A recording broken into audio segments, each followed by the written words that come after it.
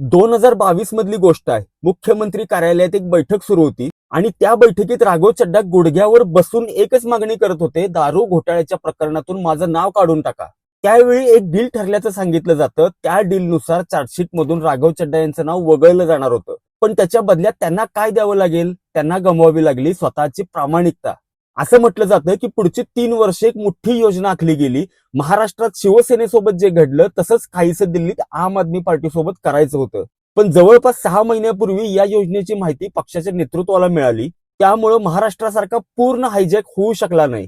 तरीही असं सांगितलं जातं की राघव चड्डा 7 खासदारांना सोबत घेऊन भाजपमध्ये सामील झाले आणि जवळपास 15 वर्षानंतर त्यांना आठवलं की भाजप राष्ट्रहिताचं राजकारण करते. याआधी त्यांनी भाजप आणि पंतप्रधान मोदींविरोधात केलेले अनेक ट्विट्स हटवले आणि गेल्या 1 वर्षात सॉफ्ट पॉलिटिक्स करत त्यांनी भाजपमध्ये आपली जागा निर्माण करण्याचा प्रयत्न केला. आज जर ते 7 खासदारांसह त्या गटात गेले असतील तर त्यांना काही ना काही पद मिळेलच.